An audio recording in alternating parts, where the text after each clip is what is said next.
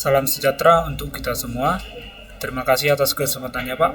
Perkenalkan, nama saya Panjianan Dalum Benturuan dari Prodi Informatika dengan NIM 11S24044. Pada kesempatan kali ini saya akan membahas tugas ke-9 mengenai file operation. Pada tugas ini terdapat dua task yang dikerjakan. Untuk task yang pertama yaitu loading initial data. Di sini kita melanjutkan tugas-tugas yang akan kita kerjakan, yaitu di sini untuk membuat sebuah solusi yang akan meload initial data ke dalam simulator. Kemudian di sini ada contoh masukan dan keluarannya. Dan untuk mengerjakan task ini kita telah disediakan 5 initial data, dorm repository dan student repository. Dorm repository untuk data asrama, kemudian student repository untuk data mahasiswa. Untuk repository-nya dapat dilihat di sini.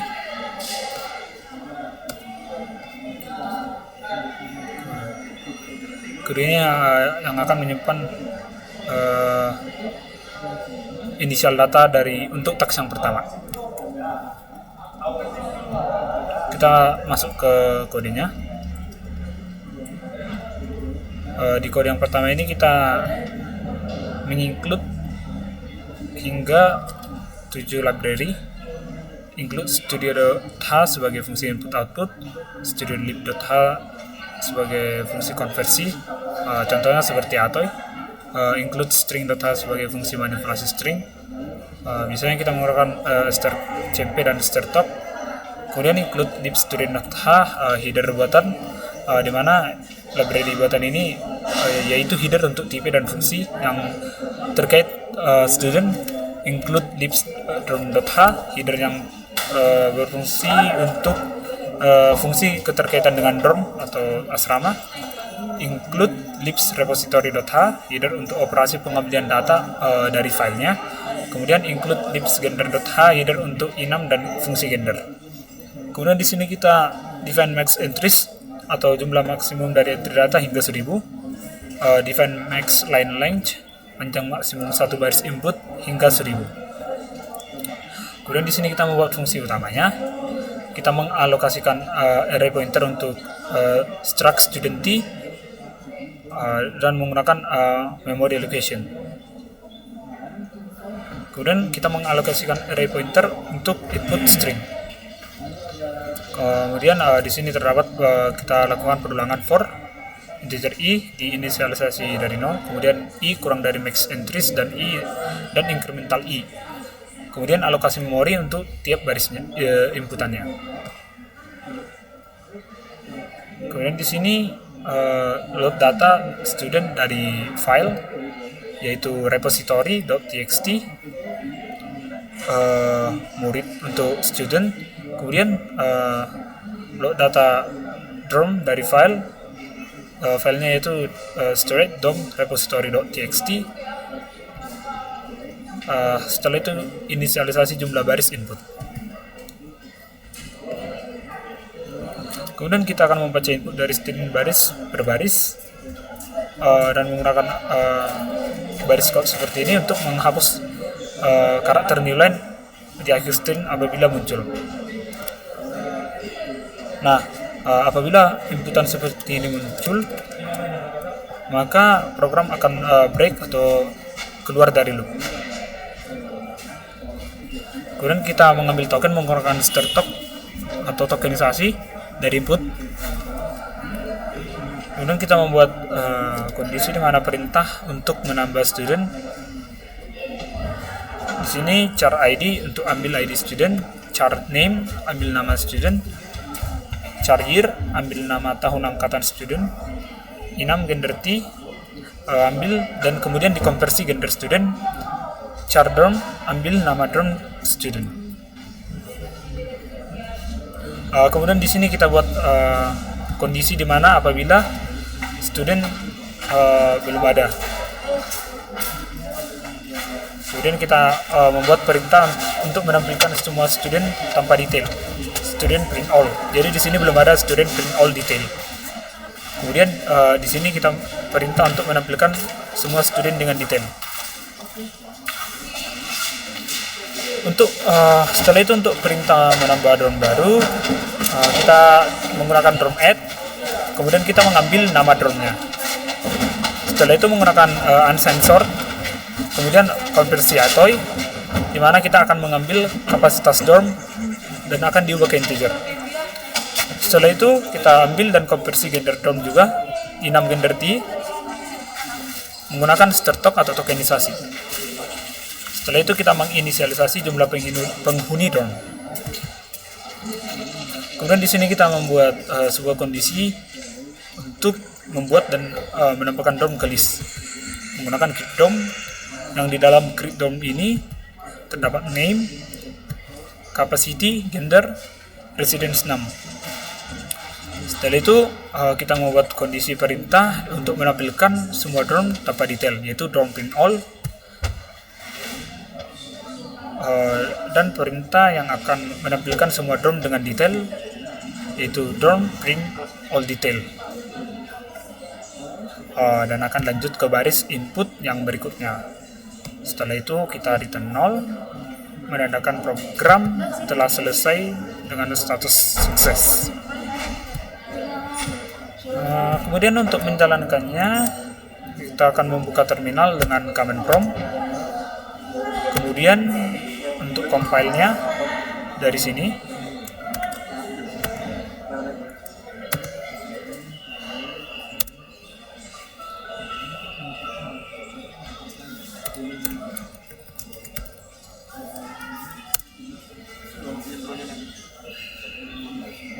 sudah muncul exe-nya, file exe-nya. Untuk masukan atau inputannya seperti ini.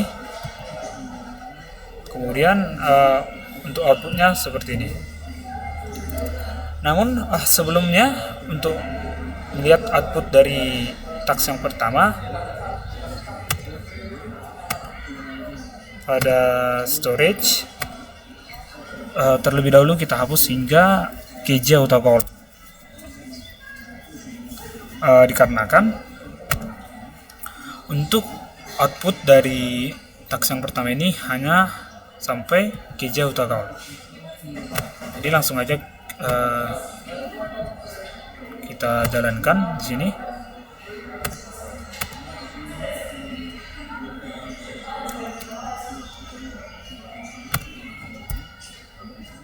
Kita jalankan.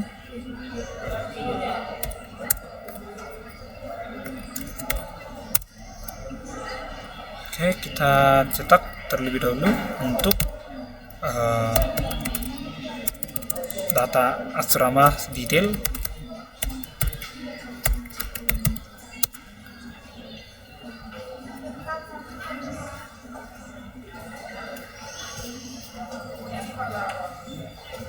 Kemudian di sini kita cetak student print all detail.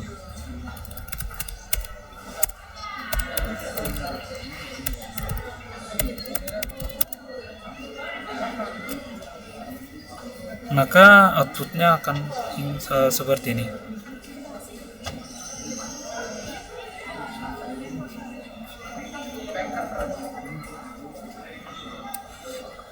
Ini adalah output terminal dari task yang pertama. Masuk kepada task yang kedua. Task kedua yaitu storing data. Di sini deskripsinya sebagai berikut. Di mana setelah simulator berakhir eksekusinya, data di dalam turut hilang karena sifat volatility dari data yang tersimpan di main memory di mana simulator berada. Tugasnya yaitu menyimpan kembali seluruh data asrama dan mahasiswa ke dalam berkas yang relevan. Perlu diingat bahwa tugas ini didasarkan pada task yang pertama. Ini adalah input dan outputnya. Langsung saja kita masuk ke penjelasan kodenya.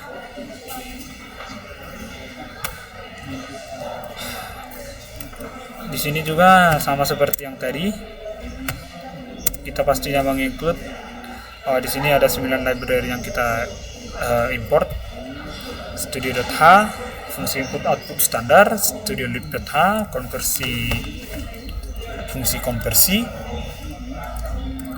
agar kita bisa menggunakan malloc dan atau string.h, manipulasi string untuk menggunakan strtok dan search compare, libstudent.h, header untuk struktur dan fungsi student, libs.dorm.h, header untuk struktur dan fungsi dorm asrama, libs repository.h, fungsi untuk membaca dan menyimpan data, libsgender.h, untuk enumerasi dan fungsi gender, libsdorm.h, redundant merujuk ke header dorm, libstudent.h merujuk ke header student. Kemudian langsung saja kita membuat fungsi utamanya. Kemudian kita mengalokasi array pointer ke struct student sebanyak 1000 entry atau dibatasi hingga 100. Kemudian kita alokasi array pointer ke struct dorm sebanyak 100 entry, 1000 entry maksudnya, hingga 1000 entry. Seperti itu juga dengan alokasi array pointer untuk input baris perintah sebanyak 1000. Lalu alokasi memori untuk setiap baris input sebesar 1000 karakter, di mana menggunakan perulangan for integer i diinisialisasi dari 0, i kurang dari 1000, dan incremental i plus i bertambah 1. Kemudian di sini akan dibaca data student dari file dan mengisi array murid, di mana akan dibaca banyak students dari student repository.txt. Kemudian akan membaca data dorm dari file dan mengisi array asrama dari storage dorm repository.txt. Setelah itu inisialisasi indeks baris input. Kemudian kondisi di mana akan dibaca input dari pengguna sampai ditemukan tanda seperti ini. Kemudian untuk menghindari newline, kita menggunakan fungsi ini menghapus, di mana akan menghapus karakter newline dari akhir input. Kemudian di sini apabila kita menginput seperti ini, maka akan berhenti atau keluar dari loop. Setelah itu kita mengambil token pertama sebagai perintah, di mana jika perintahnya adalah student add, akan diambil id student menggunakan char id, name student menggunakan char name, tahun masuk menggunakan char year, akan diubah gender menjadi 6 menggunakan enum gender t, dan ambil nama dorm menggunakan char dorm. Setelah itu kita membuat validasi di mana apabila data tidak null. Kemudian kondisi di mana jika ID belum ada, maka find student by ID, dan akan membuat student baru dan disimpan ke array create student menggunakan create student. Kemudian di sini akan dicetak semua student tanpa detail, yaitu student print all. Setelah itu untuk mencetak semua student dengan detail, student print all detail.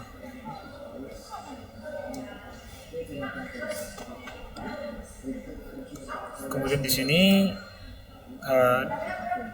apabila perintahnya dorm add, kita menggunakan else if still compare token dorm add, kemudian akan diambil nama dormnya, kemudian kapasitas yang akan diubah menjadi integer. Setelah itu diubah gender menjadi enum. Kemudian di sini jumlah awal penghuni dorm adalah 0. Di sini juga selalu validasi nama apabila tidak null. Kemudian membuat dorm baru dan akan disimpan ke array menggunakan create dorm. Setelah itu kita cetak semua dorm tanpa detail, yaitu dorm print all. Kemudian dorm print all detail untuk cetak semua dorm dengan detail.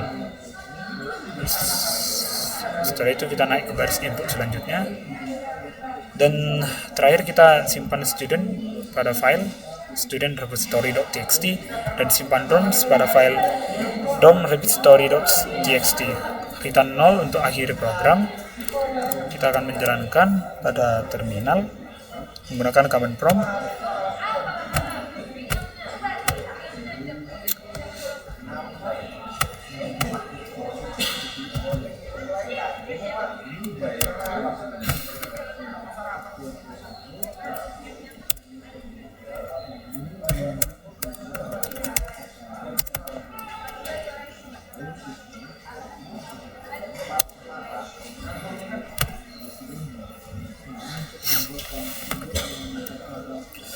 Task kedua ini adalah beberapa contoh-contoh input outputnya.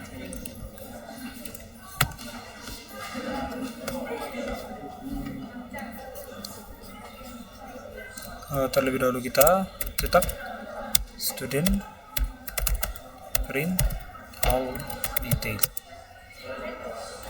Sebelumnya kita harus kembalikan terlebih dahulu data yang tadi dari repository. Kita buat terminal baru.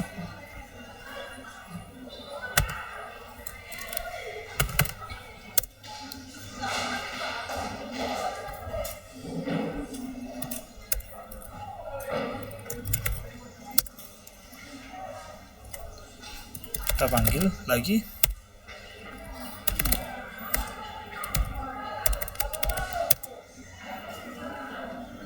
Kemudian kita panggil drum print all detail. Fungsi ini untuk memanggil data asrama secara detail.